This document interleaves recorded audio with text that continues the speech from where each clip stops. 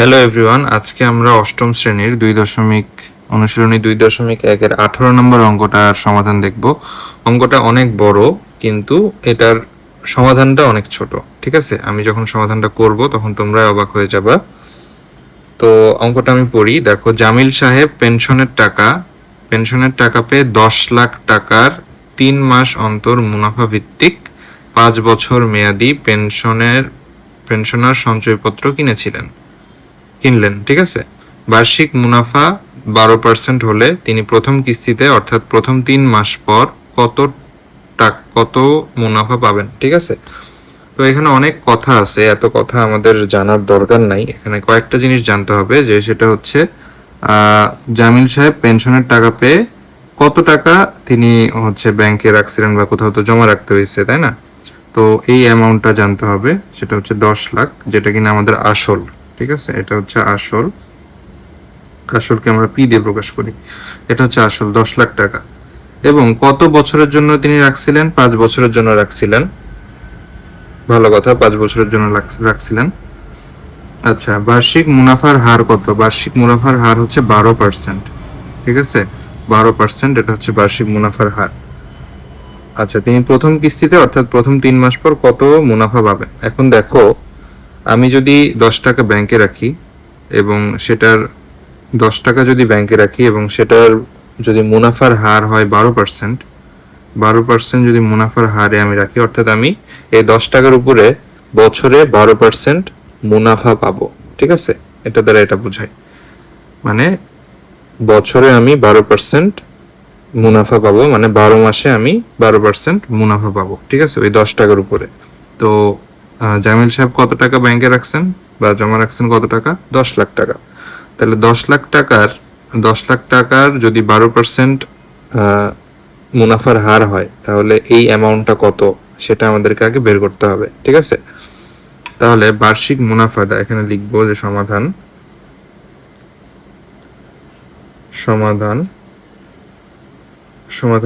লিখবো যে হচ্ছে মুনাফার হার দেওয়া আছে মুনাফার হার হচ্ছে 12%, বা এটাকে আমরা লিখতে পারি 12/100। এই জিনিসটা তো লিখতে পারি, তাই না? মুনাফার হার এত দেওয়া আছে। আচ্ছা, উনি কত টাকা রাখছিলেন?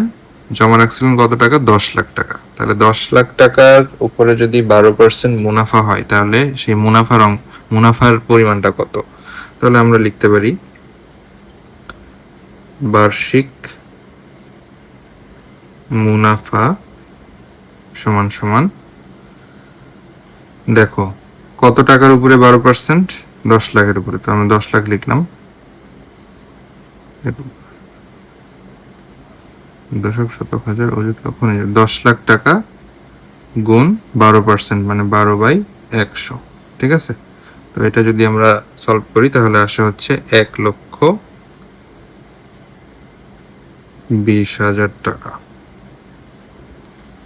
এই 1,20,000 টাকা তিনি মুনাফা পাবেন কত? 1 বছরে, মানে 12 মাসে। ঠিক আছে, 1 বছরে মানে 12 মাসে তিনি এই টাকাটা মুনাফা পাবেন, মানে লাভ। ঠিক আছে, আসল তো থাকবেই, প্লাস এই টাকাটাও তিনি আবার পাবেন 1 বছর যদি টাকাটা রাখেন। ঠিক আছে, তো এখানে দেখো, এখানে একটা কন্ডিশন আছে যে 3 মাস অন্তর মুনাফা ভিত্তিক, মানে তিনি 3 মাস পর পর মুনাফার টাকাটা উঠাতে পারবে। ঠিক আছে, তাহলে দেখো 12 মাসে যদি তিনি ওই 1,20,000 টাকা উঠাতে পারে, তাহলে 3 মাসে কত টাকা উঠাতে পারবে এটা আমরা বের করতে পারবো না? ইজিলি বের করতে পারবো। তো আমরা লিখবো যে 1 বছর বা 12 মাসে মুনাফার পরিমাণ 1,20,000 টাকা। অতএব 1 মাসে মুনাফার পরিমাণ 1,20,000 ভাগ 12, অতএব 3 মাসে মুনাফার পরিমাণ 1,20,000 গুণ 3 ডিভাইডেড বাই 12। ঠিক আছে,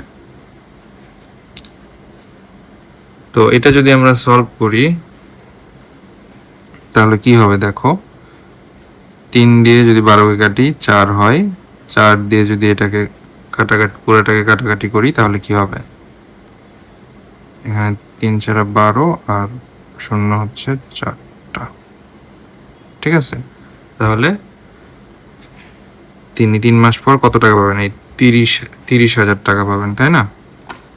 তো 30,000 টাকা, এটাই উত্তর।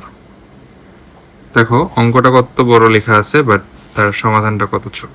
ঠিক আছে, তো এখানে যে জিনিসটা বুঝতে হবে সেটা হচ্ছে 12%, বার্ষিক 12% মানে হচ্ছে 1 বছরে 12% মুনাফা। 100 টাকায় 12 টাকা মুনাফা 1 বছরের জন্য। ঠিক আছে, তো এই হলো অঙ্ক। আশা করি তোমরা এটা বুঝতে পারছো। এরপরে আমাদের 2টা সৃজনশীল অঙ্ক আছে, এই 2টা সৃজনশীল অঙ্ক আমরা পরবর্তী ভিডিওতে দেখব। তো এই অঙ্কটা একটু তোমরা বারবার প্র্যাকটিস করবা, আর হচ্ছে বুঝে বুঝে প্র্যাকটিস করবা, খাতায় নোট করবা। আর কোনো সমস্যা থাকলে অবশ্যই কমেন্ট করে জানাবা। পরবর্তী ভিডিও দেখার অনুরোধ থাকলো। ধন্যবাদ সবাইকে।